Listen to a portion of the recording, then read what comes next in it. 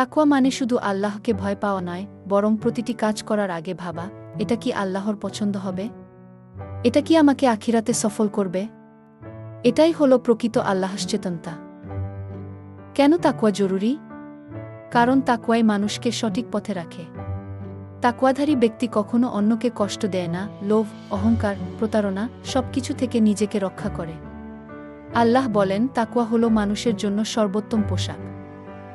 আল্লাহ তাআলা কুরআনে বলেন, নিশ্চয়ই আল্লাহর নিকট সর্বাধিক সম্মানীয় সেই, যার তাকওয়া সর্বাধিক গু।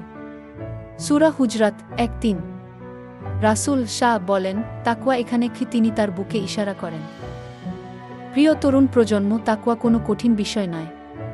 যখন একা থাকবেন, নিজেকে জিজ্ঞেস করুন, আমি কি আল্লাহকে সন্তুষ্ট করছি? এই ছোট একটি প্রশ্নই আপনার জীবন বদলে দিতে পারে।